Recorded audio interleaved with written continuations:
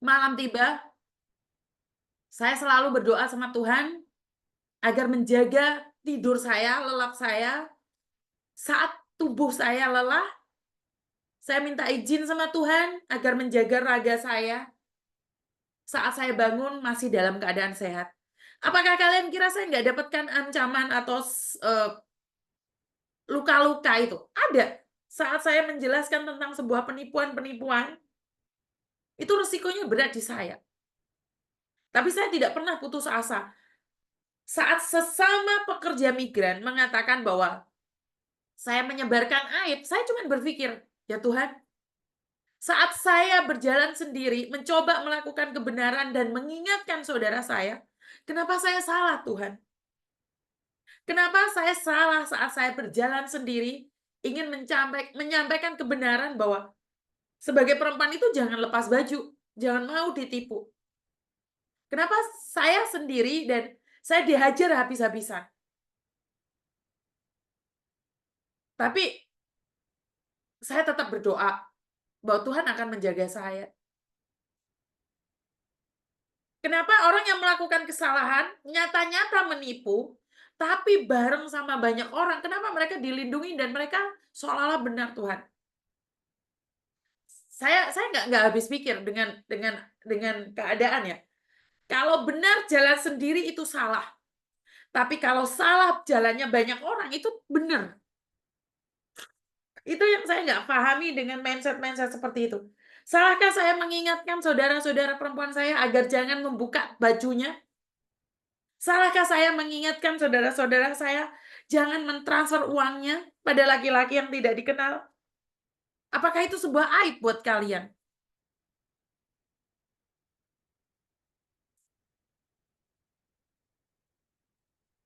Tapi saya tetap akan berjuang dengan cara saya.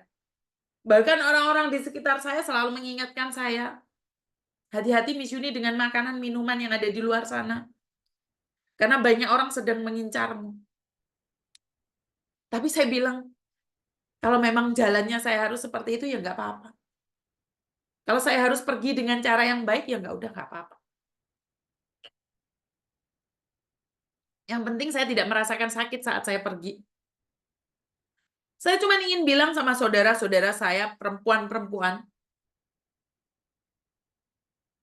kita memang murah ya. Kalau dinikahi itu murah, kita itu gratis, tau nggak? Jadi perempuan tuh nggak usah jadi mahal, wanita mahal nggak apa-apa. Tapi dinikahi di atas surat. Jangan sampai kamu mengatakan dirimu sendiri menjadi wanita mahal, tapi kamu buka barang-barangmu itu.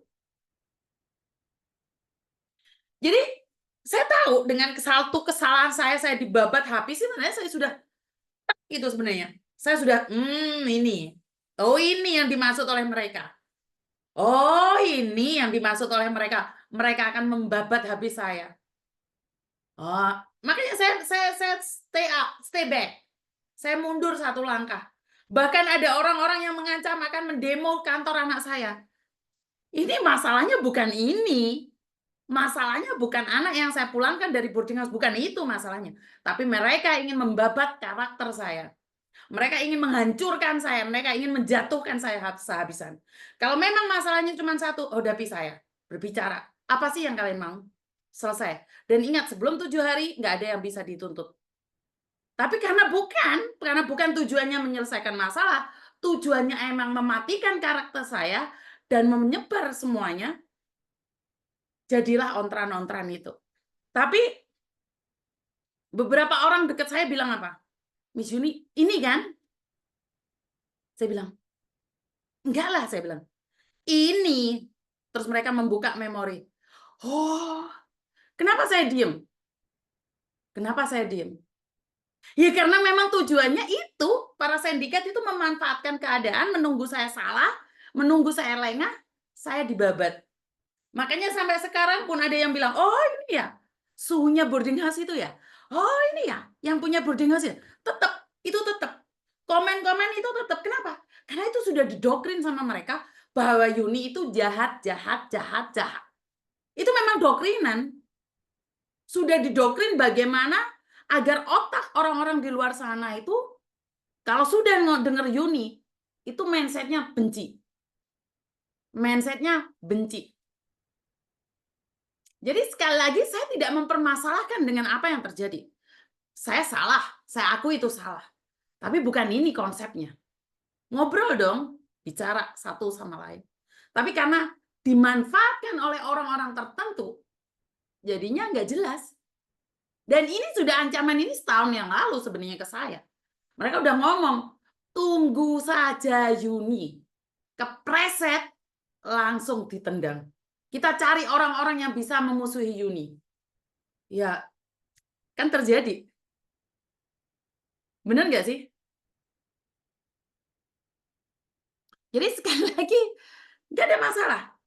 Karena semua bisa dimanfaatkan. Momen-momen yang paling baik bisa dimanfaatkan. Nggak ada masalah. Saya tidak mempermasalahkan apa yang sudah terjadi kemarin. Kedepannya saya lebih hati-hati lagi. Udah terjadi kok mau ngamain. Dan saya nggak rugi dengan mereka mendoktrin jangan melihat Yuni, jangan nonton Yuni. Saya nggak rugi kok, saya tetap ngonten.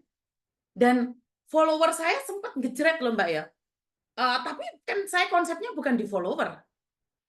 Saya konsepnya bukan di follower, saya konsepnya adalah tetap edukasi dan informasi. Saya nggak putus asa kok. Jadi saya tetap semangat.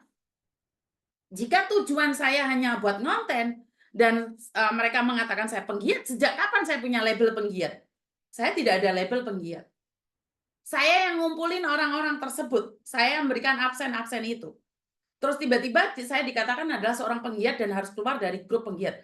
Saya nggak pernah ikut penggiat-penggiat. Saya dari dulu, 20 tahun yang lalu, saya sendiri. Baru kemarin aja saya diakui, terus saya tidak mempermasalahkan itu. Kenapa waktu datang ke tempatnya Kick Andy, itu menjadi bumerang yang sangat sangat dahsyat sekali, tapi saya tidak mempermasalahkan itu. Saya tidak mempermasalahkan saya di Kick Andy itu. Kenapa? Mereka banyak sekali menanyakan kenapa saya bisa di Kick Andy. Halo, saya jelaskan. Tidak ada yang ujuk-ujuk. Ya, teman-teman ya, tidak ada yang ujuk-ujuk. Saya cuma ingin jelaskan, sebelum saya datang, Mbak Ika terima kasih yang sudah nyawer ya, terima kasih sekali. Saya diundang oleh Kick Andy itu, saya tidak ujuk-ujuk. Karena kebetulan ada beberapa timnya Kick Andy itu, ada yang saya bantu. Jadi saya tuh kenal Kick Andy itu nggak ujuk-ujuk, Mbak. Enggak. Saya menanamnya, melakukan kebaikan tuh lama. Dan saya tidak mengharapkan pamrih. Saya juga nggak tahu kalau mereka adalah timnya Kick Andy saat saya membantu. Saya yang sama sekali nggak tahu. Itu orang datang ke Hong Kong butuh bantuan, saya sama anak saya ada waktu membantu selesai pras, hilang komunikasi. Hilang komunikasi dan kami tidak komunikasi lagi, tidak ada harapan. Setelah itu dia bercerita bahwa dia adalah timnya Kick Andy. Kaget kita, oh timnya Kick Andy ya? Ya udah itu aja. Dan dari situlah setelah 2 tahun saya menolong orang tersebut, orang itu ngontak saya lagi, mengucapkan terima kasih dengan cara boleh nggak datang ke tempatnya Kick Andy. Itu loh, saya kenal Kick Andy. Jadi ora ujuk-ujuk kowe iki ketemu Kick Andy, Mbak Indah terima kasih sawerannya. Enggak kayak gitu konsepnya. Walaupun ini loh, ada orang yang lebih pinter daripada Yuni. Ada orang yang lebih cerdas daripada Yuni. Kenapa tidak diundang oleh Kick Andy? Hei, kesuksesan itu terjadi atas kesetiaan, kesediaan, dan persiapan. Sudah mantapkah persiapan? Enggak. Jadi saya cuma ingin bilang, saya tidak pernah membenci siapapun. Kalian bilang bahwa kenapa Kick Andy ujuk-ujuk? Enggak, itu udah dari lama. Karena nanamlah karena kamu akan memetik. Tanamlah karena kamu akan memetik. Jadi saya nanamnya 2 tahun baru berbuahnya 1 tahun, Mbak. 2 tahun berikutnya. Ngerti ya? Inilah cara saya mengatakan bahwa nggak ada yang tiba-tiba ujuk-ujuk memberikan kamu sesuatu. Itu rencana Tuhan. Jadi kalau kamu melakukan sesuatu pingin dibales, ya udah dibales itu juga.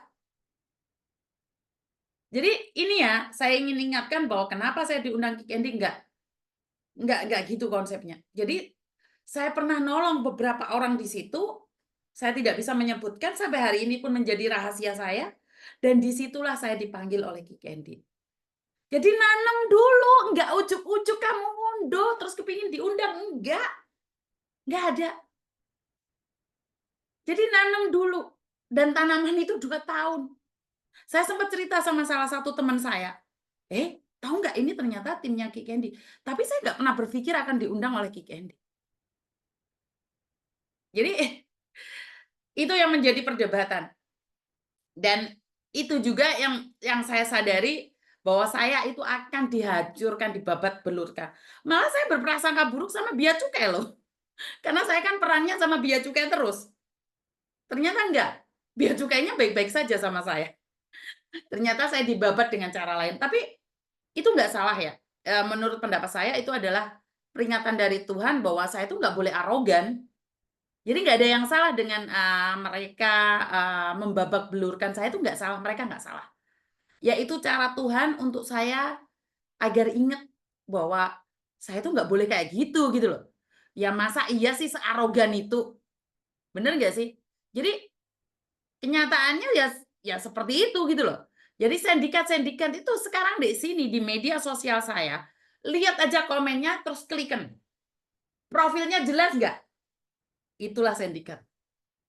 Profilnya jelas nggak saat mereka komen yang mereka pret, omong kosong atau apapun. Coba cek profilnya, ada orangnya nggak? Nggak ada, nggak ada, nggak ada orangnya itu.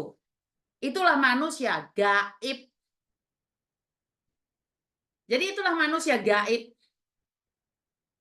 Saya bukan nggak punya siapa-siapa ya, tapi saya punya Tuhan.